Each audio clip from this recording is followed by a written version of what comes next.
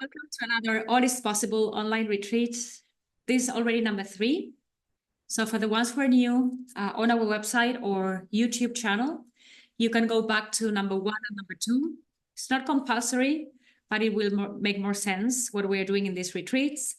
So we are building community. You have a chance to know our light technology, spiritual technology, and have an experience with us the first Sunday of each month.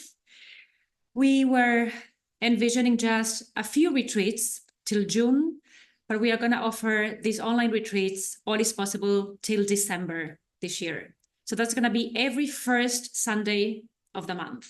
Yeah. On our website, you have all the information. You just have to register once. We'll send you reminders the very day of the retreat. You don't have to sign up every month, okay? Yeah, it's always the same link for these retreats. And then you will find the replays on our YouTube channel, Gaitana Yantal.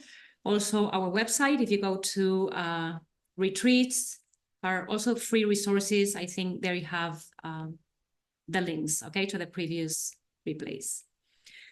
So remember that before an online retreat, and we just finished an in-person retreat here in the Dominican Republic, so we are full of light and increments of light to share with all of you.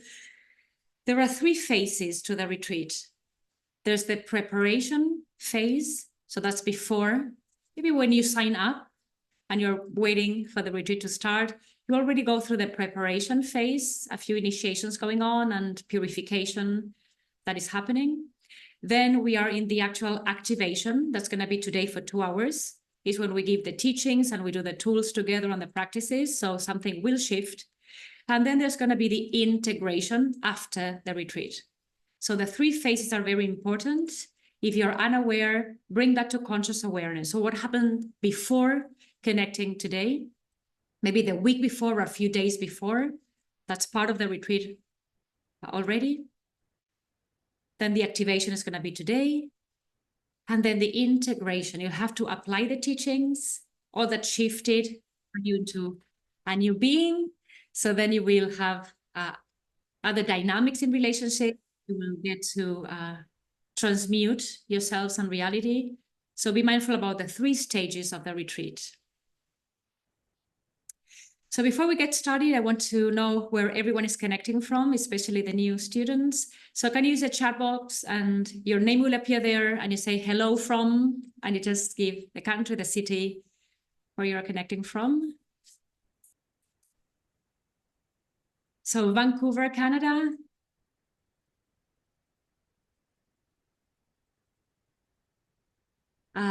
Miami, lovely. Niagara Falls. Oh, I love that. Canada also. Canada, Ontario. California. Dubai. Germany, Maryland, Argentina, Virginia. We're in the Dominican Republic, Samaná, Las Terrenas. Oregon. That's Kina Seva. Good. Beautiful. It's kind of all over the world. Iowa.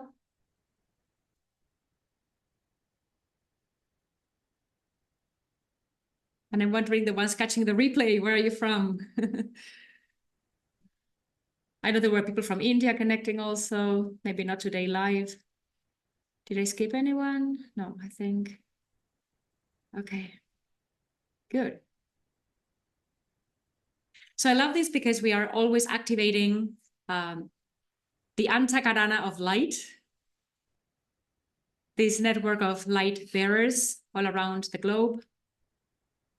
So we have a representative from every place.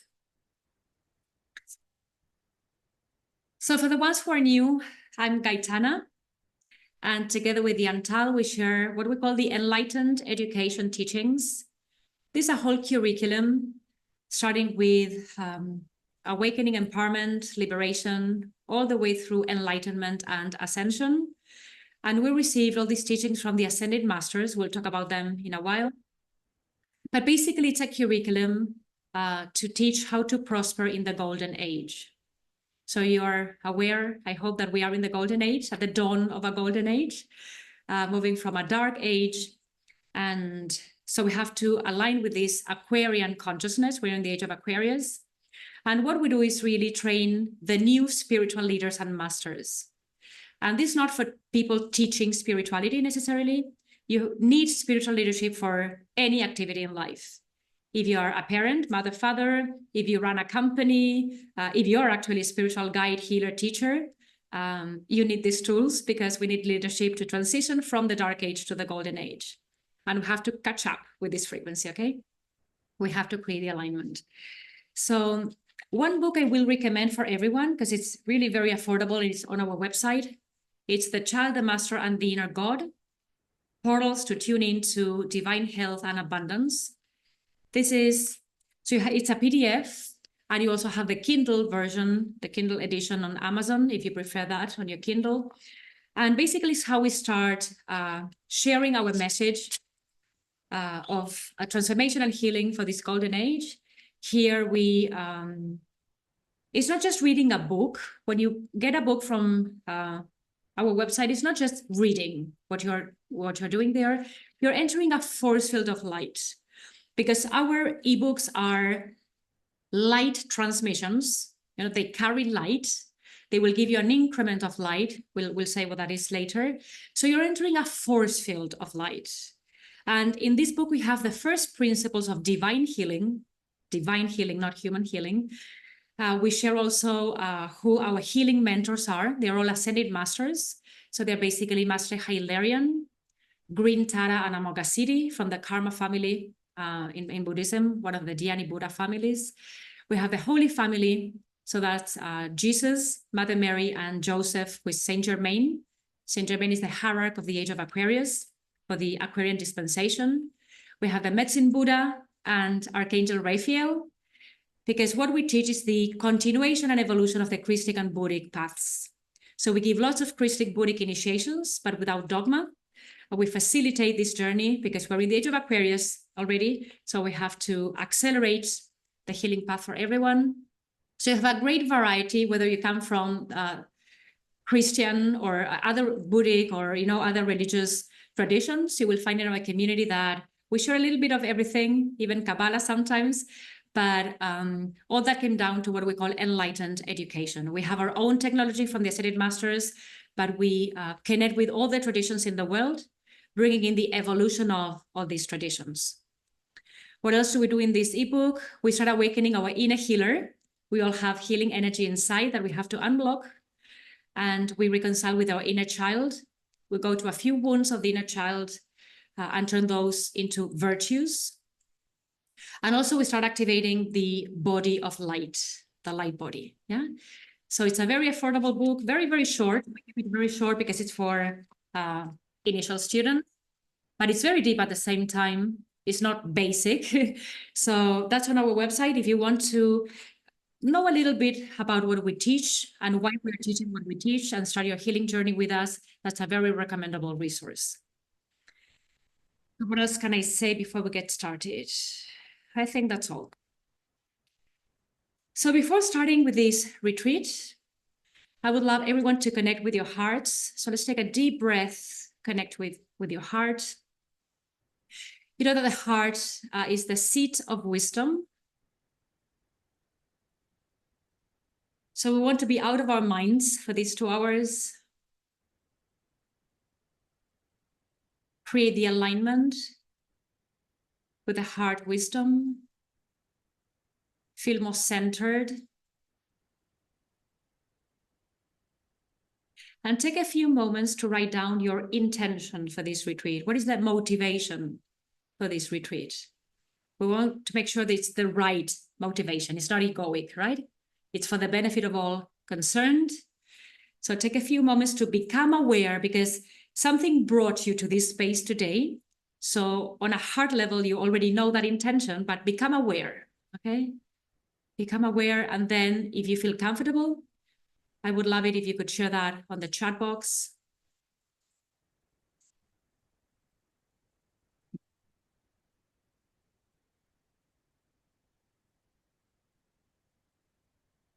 So Shailene is here sharing how to access the Child, the Master, the Inner God ebook. Thank you.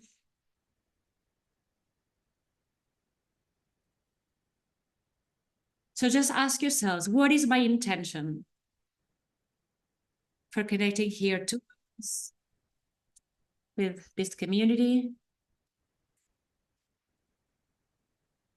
So 7 kin are saying calm mind and body. M is saying to train my mind. M, can we be a little bit more specific? What do you mean by training your mind? We train more the heart here, but we can help you with your mind, of course.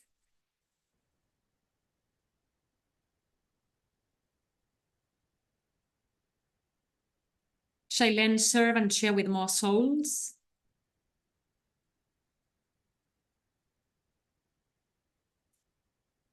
So some may not believe in the soul. If you are coming more from a Buddhist tradition and you study the Buddha Dharma, the Buddhists don't believe about the soul, but we can talk about the Buddha nature. Yeah, it's not exactly the same, but we can make that alignment. Sibel is saying, cultivate and amplify the light within and share. Ashaya, increase my vitality, expand my heart. And Kita, expand my limits to receive abundance. Yeah, we're going to do that for sure today.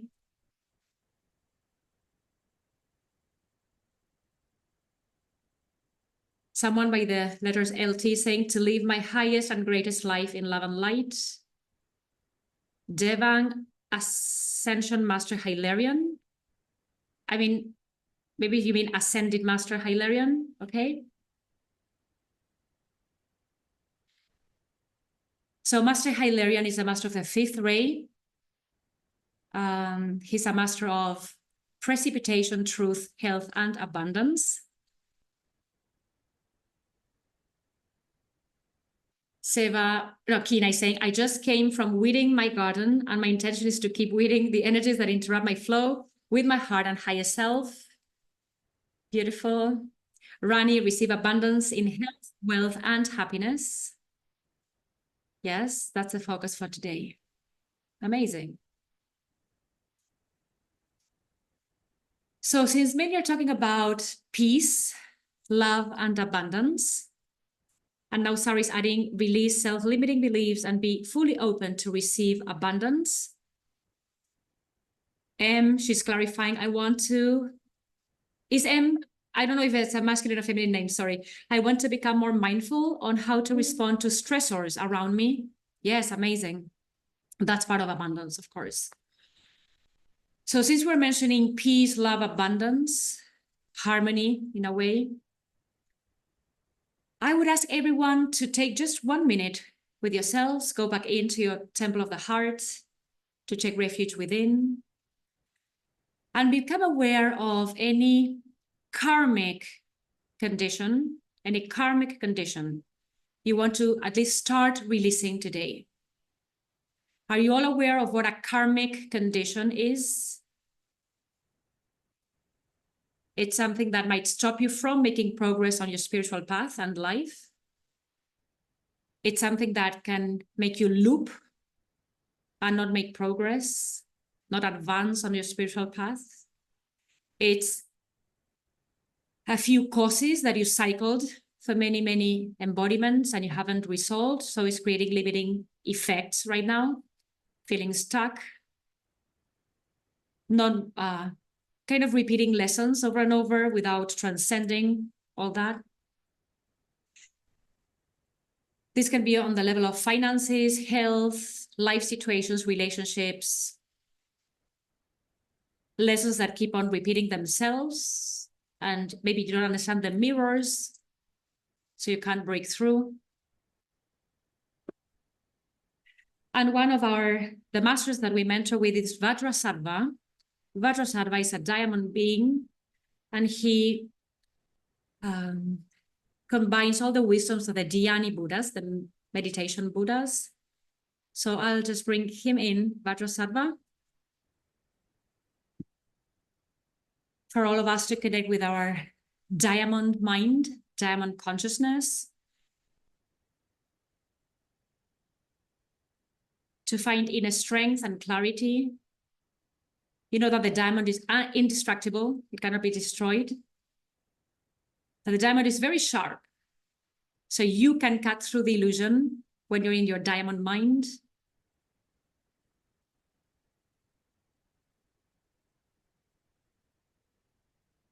So I'll bring in his frequency and start feeling that any karmic condition that you have been carrying so far starts to be dissolved. It's going to be entirely healed today, most probably, because it has a lot of momentum of energy. But maybe you can become aware of those looping patterns. Om Vato Sato Samaya Manupalaya, Vato Sato Tenopatis Tatrito Mebawa, Sutokayo Mebawa, Supokayo Mebawa, Anurakto Mebawa. Sarwa Siri Me Prayat Sarwa Karma Sutamet, Tam Shiriya Puruhum, Ha Ha Ha Ha Ho Bangawan, Sarwa Tatakata Vajra Mamemun, Savadra Bawa Mahasamaya Satoa.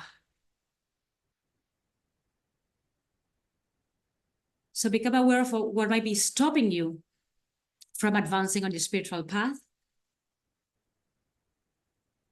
And before you keep on sharing, if you have any other intention, I'll share what the purpose of all these All is Possible retreats are for. So this is number 3.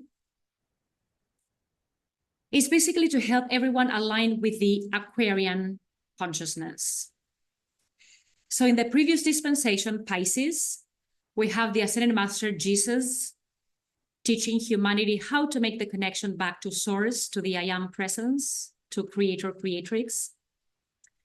Those were 2,000 years, a little bit more. Some people did not even complete those initiations. And now we are already at the dawn of the Aquarian age, the golden age, and the hierarchy is Master Saint Germain, and he offers the technology of the violet flame. We'll talk about that later when we do a few practices. So it's Saint Germain and Lady Portia, 2 ascended masters, and they are the ones in charge of teaching humanity how to complete the alchemical process to move on to the age of Aquarius, the golden age. So what is a golden age? Is a period of time, a cycle when humanity can reconnect with the I Am presence. We can dissolve all the ancestral and karmic conditions that we have been suffering from for so many lifetimes. We could potentially also end the cycle of samsara, which is just a cycle that we are looping in. Samsara is not a place, it's a state of consciousness, a state of suffering. And it's what the Buddha taught. There's a way out of that. There's the 4 noble truths, right? There's suffering in the world. There's a cause, which is an inner cause. So we have to clear all the inner causes of suffering and stop projecting that onto the world or people around us. There's a way out of suffering, and there's a path, to do that. So we also teach a path to be dissolving all the inner suffering when we stop projecting that onto others. So all these retreats, All is Possible, is to help you align with the Aquarian consciousness, which in other words means to become sovereign creators of reality. Sovereign means without ego. Sovereign means reigning over the ego. Yeah, sovereign over the ego. So you come back to your Christ consciousness. Christ is not Christian or Jesus. Christ means anointed one.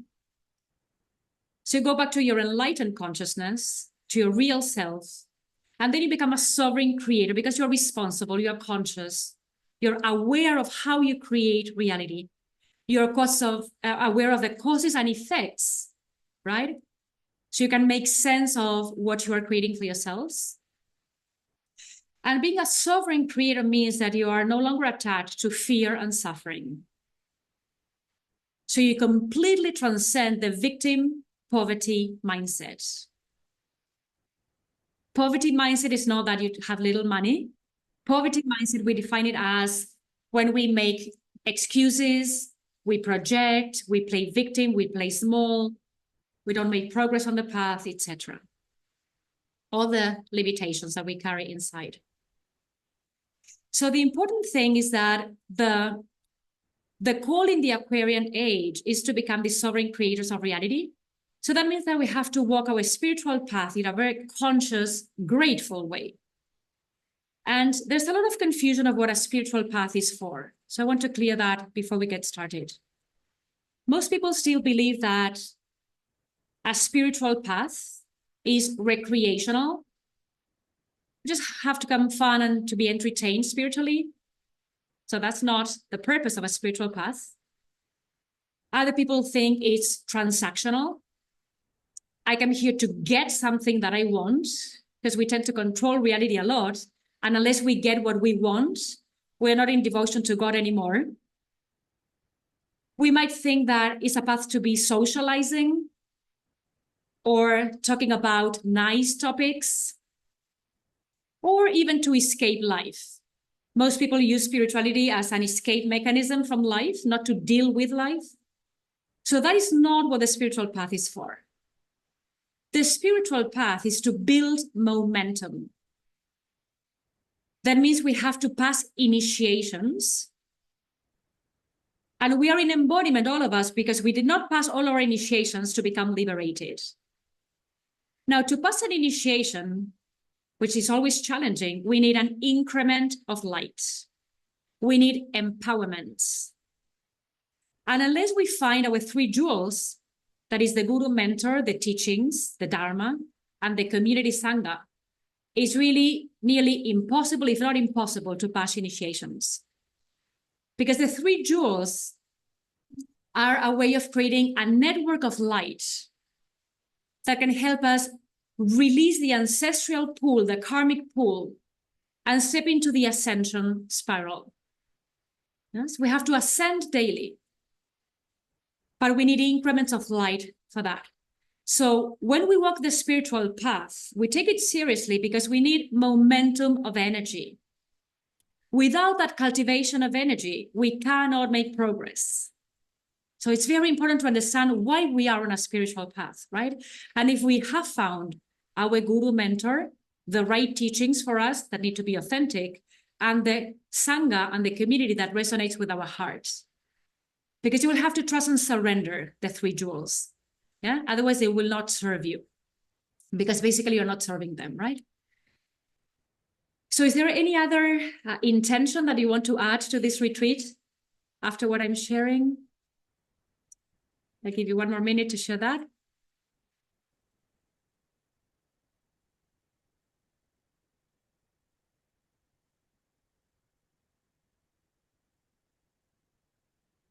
So the spiritual path is basically a devotional path. There's discipline, dedication, and devotion. Discipline, dedication, and devotion, right? So Ankita says, break free from judgment. Diane is saying discernment to make the best choices for myself. Yes. Amazing. So one focus for today's retreat is to cultivate divine love. We might think we all know how to cultivate love, and we might even think we are loving ourselves. But let me introduce you into deeper teachings of what love is, divine love is. So to really be cultivating divine love, we have to be focusing on our soul development. If you don't believe in the soul, let's call it inner development, real self-development, right? Versus horizontal expansion. Most people, even on spiritual paths, they are focused on horizontal expansion. Accumulating more stuff, having a better job, buying a new car, improving this or that relationship, traveling around the world, whatever that may be. But the calling for this lifetime, especially for the ones who want to become liberated and even get enlightened, is to focus on inner development. Yeah? To get aware, to be aware of the real curriculum you have to learn in this embodiment and not get distracted with horizontal abundance. Just more possessions, more things to get entertained and distracted, thinking we are making progress, but nothing internally is growing. There's no inner growth. Yeah, so it's important to understand that. So Vanessa is saying, my intention is to follow my heart. I'm starting a new cycle and felt the pulse to join here. Beautiful. So the other thing, when we start cultivating divine love, not ancestral attachments, divine love, is that we need to trust and surrender to our higher self. Even to others, other bodhisattvas or chilas on the path, we have to trust and surrender. That's very difficult when we are in the mind, because the main obstacle to trust and surrender is pride. I don't need this. I'll do it on my own. I don't need any help. All these things we say, to ourselves. So the main obstacles are pride. And what really is pride? Pride really is based on a foundation of resentment. When we have accumulated a lot of resentment with source / God / creator or other people, then we shut down. We have hidden layers of anger, separation with others, and then we cannot trust and surrender. So we keep all these individualistic patterns. It's me, I, mine, all the egoic mindset, and then we are not open to others. So it's very important to start feeling into those pockets of resentment. And that's why our first teaching is on awakening your inner healer and healing the inner child, because typically the inner child in us carries all the resentment from many, many embodiments till this point. And then we create obscurations in the mind, and we don't see reality as it is, and we project, and we are defensive, etc. So we don't build momentum again, right? So cultivating divine love means I need to train myself. By now it's a training. I need to train myself to trust myself and others and to surrender. Practically nobody can do that. To myself, to my higher wisdom, and to others. Start checking in with yourselves. What is your level of trust in life, in yourselves right now? What is your level of surrender right now? Be real, no judgment. Wherever you are is fine. And you'll be able to take it to the next level. But become aware of that. And why is it that you cannot trust and you cannot surrender? Just inquire that, honestly. And the other important thing that we need to be cultivating divine love within. So we mean cultivate because divine love is already in us, but we have to cultivate it, yes? We have to remove all the blockages to divine love. So the important thing is to take refuge in the light. Take refuge in the light. Most people take refuge in fears and attachments. Most people take refuge in the people that are accomplices of limitation. You'll never have enough light to move forward if you do that, right? So what is your focus? Who, what, where are you taking refuge in? In humanity? In horizontal relationships and reality? In impermanent things? In impermanent relationships? You'll fail that way, right? We need to take refuge in something permanent. Whether it's the presence in us, a true community focused on enlightenment, something real, something authentic, something permanent. Yeah.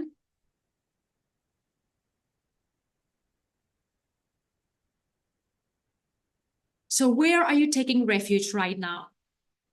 Or are you still functioning from the previous paradigm? I'm on my own, doing things my way, isolated, these individualistic patterns again. And that's just preserving the ego. So to cultivate divine love means we have to open our hearts. Open our hearts. And when we open our heart, we don't find romantic love. There's nothing romantic in the heart. Romanticism is an egoic creation. What we find is wisdom and compassion. What we find is maturity. What we find is purpose, commitment, dedication to the path. Desire, a strong desire, a deep desire to become liberated and liberate others. The bodhicitta mind, yes, the awakened mind. And we start becoming aware that we are not on the path just for our own sake, to have just more wealth or health or whatever.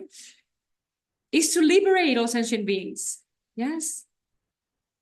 There's an altruistic spirit in the heart. I call it the humanitarian spirit. We care for others. So that's amazing because we step into service then. And then, of course, when we open our heart more, we can be the source of infinite abundance. I'm not talking about money here. I'm talking about all levels and forms and expressions of abundance.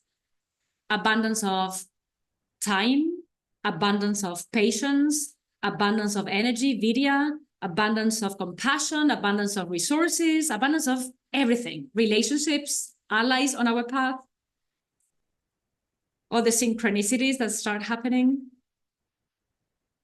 So wouldn't you love to be in the heart, to not be afraid, to not be attaching to lack programs of lack, and really know that you can be the source of infinite abundance. You are the source of that. You don't have to go look for abundance outside of yourself. It's inside, but you need to know how to access all that. Yeah? So the foundation of abundance is purpose. Unless you're living your dharma, unless you find your purpose, you won't find infinite abundance or real abundance. Yes? It's just the illusion of the human doer accumulating stuff and being smart about creation, but it's still the mind. It's not the heart creating reality. Yes? And the typical question we get is, what will I be called to do in life if I answer my highest calling? People are scared of purpose, yeah, because they know intuitively that purpose will change everything.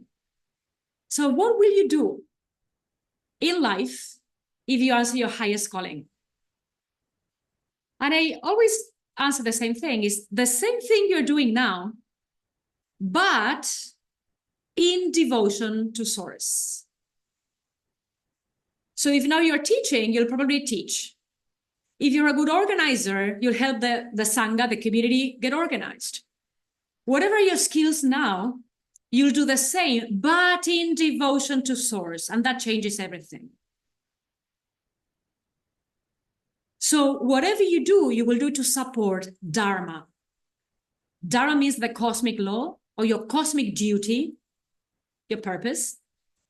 So it's the dedication to righteousness, right living, the right path, the right investments, the right use of energy. And in our community, we have our code of honor, which is truth above all else. So you start building a life on the foundation of truth, not on a foundation of lies, projections, victimism, etc. So truth above all else. So is that transitioning from the 3D to the 5D, or from fear to love, or unconsciousness to consciousness, ignorance to wisdom? But there's a conversion that happens inside. Yes? There's a path of irreversible transformation you start walking. Because you really want to create the alignment with God's will. Not the will of your mind. That will create suffering. So samsara is in the mind. Karma is in the mind. And we can become liberated when we say enough is enough. But we need, of course, the right tools to be doing that, right? So in Buddhism, they talk about paramitas. Paramitas are the perfections. So there's inner virtues that we cultivate. And the one we are working with our community to activate further is the dana paramita. Dana means generosity, giving, offering. And I'm mentioning this because it's a way of start practicing abundance. Abundance is not a concept. Oh, I am so abundant. We have to be abundant every single day, you know, and show up in an abundant way. It's not a mental concept, okay? It's not a definition. So at least in Buddhism, and we have a similar teaching, they talk about giving as a threefold activity. Is the giving of material goods. Sometimes we have to support others with money, resources, physical, material things.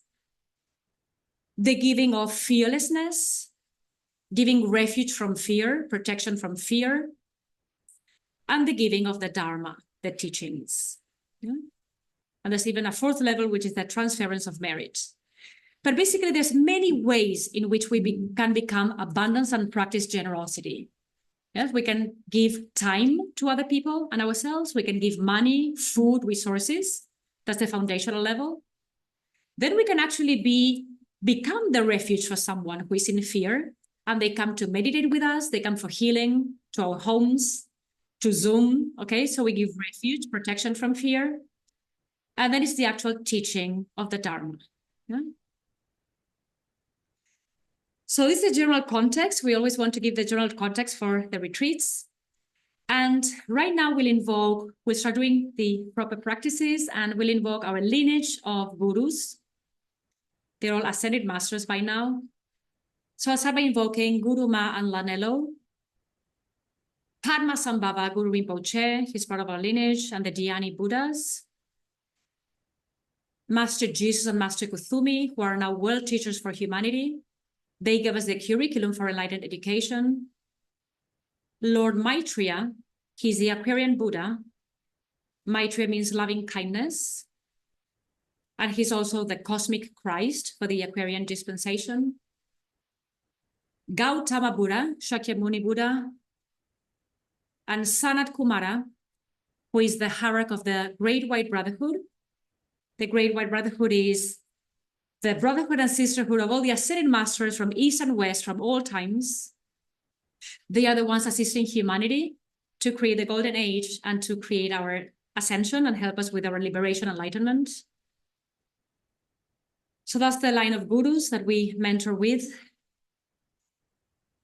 And I'll be calling our mission protectors, because our mission and any mission has protectors. So in our case, it's Saint Germain and El Moria. So I'll give the call to our mission protectors. It's when you are on a mission and service to humanity, you need to have your protectors, yes? They protect the Dharma, the Sangha, and the community. In the name of the I Am that I Am, we now call forth our mission protectors so that they guard our path. Protect our guru mentor, protect our teachings, protect our community. Heavenly and worldly protectors, Elohim and elemental life, archangels and legions of angels, spirit of the Great White Brotherhood, masters of the Ruby Ray lineage, help us embody our prosperity consciousness so that we can benefit all sentient life. Avert the inner and outer obstacles that could prevent us from revealing our true nature by returning to the I Am. As we open the door of humanity, help us dispel all conflict and disharmony. Support our constructive endeavors, increase the virtue of auspiciousness, and swiftly show us how to accomplish all our enlightened activities so that we can fulfill our global service and be victorious. Guide us as we completely purify our individual planetary karma and consecrate our life to the activity of the light. We vow to use our sacred energy to liberate humanity from samsara. To achieve collective enlightenment and ascension, we pray. To achieve collective enlightenment and ascension, we pray. To achieve collective enlightenment and ascension, we pray. So it's important for you to know that these 2 hours that we are on retreat together, you will feel the guidance and protection of the Ascended Masters. If you don't believe in all the Ascended Masters, at least Jesus or Gautama Buddha or Krishna or whoever you know, we welcome all the Ascended Masters from East and West. We love them all. They are part of our sisterhood, brotherhood of the light. So feel safe in this container. So I'll ask Shailen to guide us now. She's one of our life mentors in our community. She's been with us for around 3 years and has done all the trainings in our community and keeps on training with us. So she will be guiding what we call the sacred breath. She will explain what that is all about and guide you through that breath activity. Let's get started. Yes, so the sacred breath is one of the fundamental practices that we use to really become aware that we can shift energy. Yeah, it's really empowering because that Gaitana was earlier mentioning, we have to create a momentum of energy. So this practice will start this process. It's based on a very simple square breath. So you inhale on the count of 4, you hold on the count of 4, You exhale on the count of 4, and you hold once more on empty lungs on the count of 4. So that's the basic breath technique. Of course, we will have some other aspects to ignite the alchemy that we want to do with that. So alchemy means transmuting or transforming the energy into a higher state.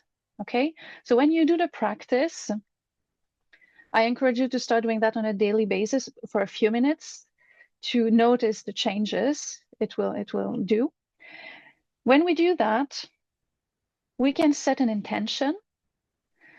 We can set an intention to transform or shift a particular aspect in ourselves, in our lives, a fear, general stress, a physical condition, anything that's a burden to us. Or we can also go for a general intention, for example, everything that's not serving my soul's growth. I'm just giving an example, yeah? So please take a moment to bring an intention into your heart. And while you do that, imagine that you have a beautiful pillar of light inside of you. You can visualize it running along or around your spine. So it's kind of a tube of light. It's very real. So please connect with that.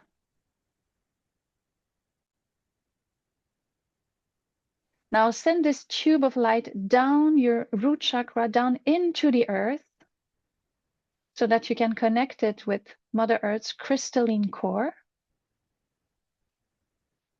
Like that, you can receive energy and light from Mother Earth while doing the practice.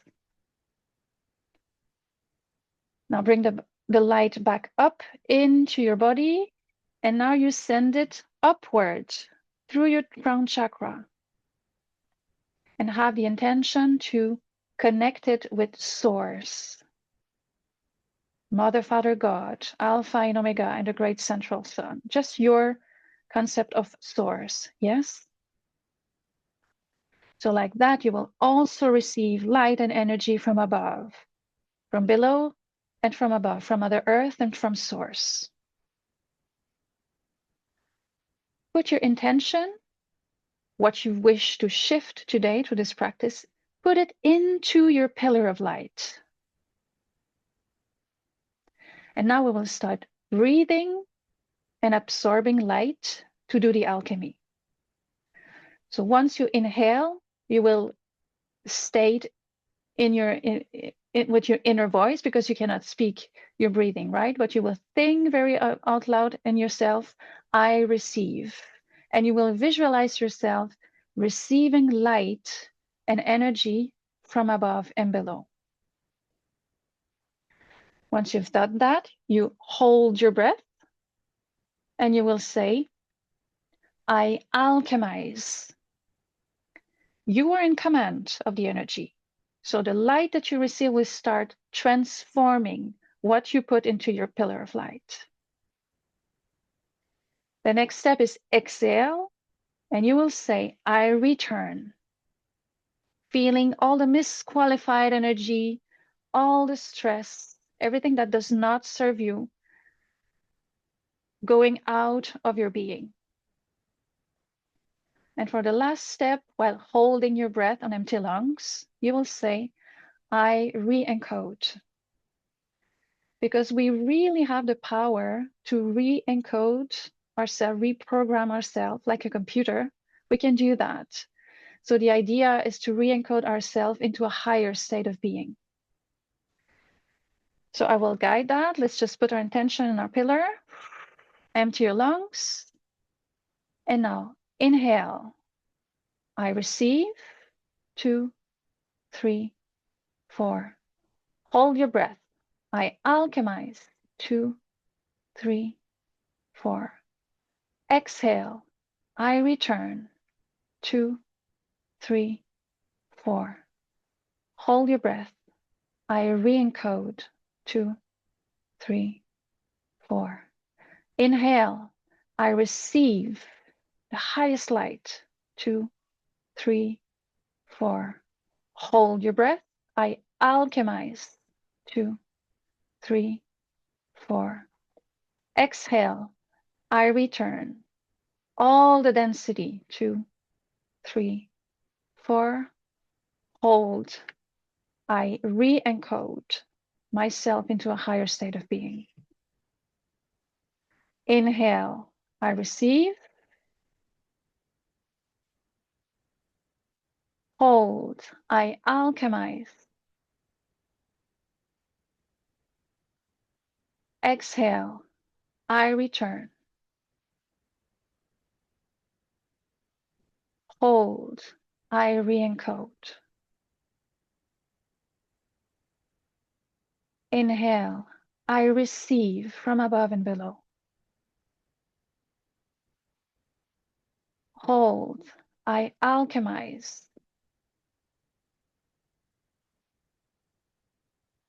Exhale, I return all that it does not serve me. Hold, I re-encode.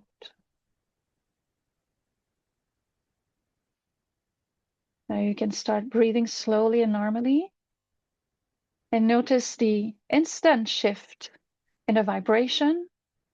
You're already calmer. It does have a really strong impact on the nervous system. And I encourage you to try that for a few minutes, maybe when you wake up or later in the day, but just create a little routine, because you will feel the shift while doing that. And you will start accumulating more energy and really become aware that you really have the power to shift your vibration. Thank you, Shailene, for that practice. We do that a lot in our community. And it's truly a way of taking refuge, because you're connected with a source of infinite perfection to replenish yourself on a daily basis. And instead of going to fear, attachment, limitation, you are being nourished by source creator. Yeah? Isn't that amazing? So it's cosmic energy that you're receiving. Reiki, right? Universal energy. So if you want to break that down into just 2 steps, you can just visualize divine light, bright light, coming in your crown chakra, down your pillar of light when you inhale. And when you exhale, you let go of inner toxicity. To just visualize light coming in, toxicity like a black smoke, suppose, going out, right? Let's try that just 3 times. So you inhale light, you exhale toxicity. Inhale light, exhale toxicity, suffering, karma. Bring in the light. Let go of impurity.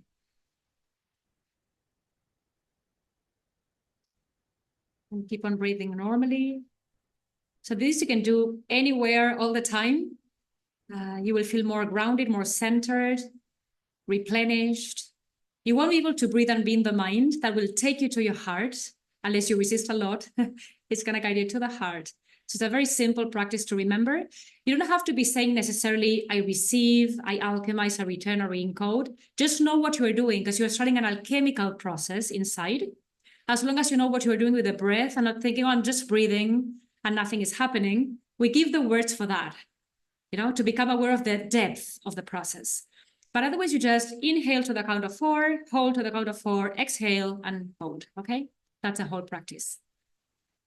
You can also choose, intend what it is that you want to be receiving.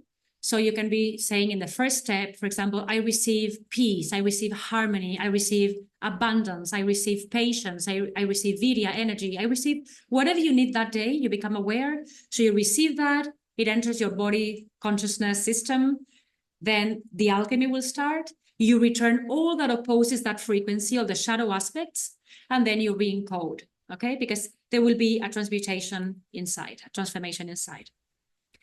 So we always start with this sacred breath. And then the other practice that we do with our community is the forgiveness prayer. It's a forgiveness prayer. It's just 2 lines. So Kina, could you type that in the chat box? The forgiveness prayer. What is a forgiveness prayer for? It's basically to release entanglements and attachments with pain and suffering, or unresolved issues, or toxic relationships, or karmic conditions, right? So when we forgive, we let go. We don't understand forgiveness as I'm a sinner and I have to forgive myself because I go to hell otherwise. It's not that type of interpretation. It's basically we remove the entanglements to lower vibrational realities. Yeah. So unless we're able to have the compassion and the mercy to forgive, we are attached to the person or situation we are not forgiving. That's why we need the forgiveness, right? And in this forgiveness prayer, it goes like this: I forgive myself and I forgive all of creation. I bless myself and I bless my creator. So we forgive to empty our body consciousness, and then we bring in the blessing. The blessing is the increment of light, yes? What will help you move forward, feel worthy, okay, of the next step, and have this impulse forward. Yeah? So we forgive and we bless. And Ashaya, are you here? Are you already back home from the in-person retreat? Because I don't see all the cameras today. If you are, can you unmute yourself, and would you like to guide this practice? We can do 9 forgiveness prayers, and maybe you can share from your experience, how do you apply this on a daily basis, and what are the benefits? Sure, we can do a round of 9. So just get into a comfortable position. I invite you to close your eyes, take a deep breath. I forgive myself and I forgive all of creation. I bless myself and I bless my creator. I forgive myself and I forgive all of creation. I bless myself and I bless my creator. I forgive myself and I forgive all of creation. I bless myself and I bless my creator. I forgive myself and I forgive all of creation. I bless myself and I bless my creator. I forgive myself and I forgive all of creation. I bless myself and I bless my creator. I forgive myself and I forgive all of creation. I bless myself and I bless my creator. I forgive myself and I forgive all of creation. I bless myself and I bless my creator. Forgive myself and I forgive all of creation. I bless myself and I bless my creator. I forgive myself and I forgive all of creation. I bless myself and I bless my creator. Take one more deep breath. You can open your eyes when you're ready. So Ashaya, could you briefly share when you implement this and what are your benefits? Because you've been cultivating this for a while now. Yes, I do like to do it to start the day. I would generally do this as like the first step. I think this is one of the most simple yet powerful tools that we have from Enlightened Education. And I generally do a round or a mala. I do it like 108 times. And again, it's kind of the foundation to start the day. But then again, I can do it at any time throughout the day, or sometimes if I get stuck in traffic and I'm feeling a little stressed or anxious, then I'll just start repeating it because it seems to bring me back to center, where I'm calm and I'm peaceful, and it kind of relieves all the stress and tension from whatever situation that I'm in. And what's very deep about this practice is that when we are saying, I forgive myself, I'm saying I forgive myself for every single cause of suffering that I've created for myself and others.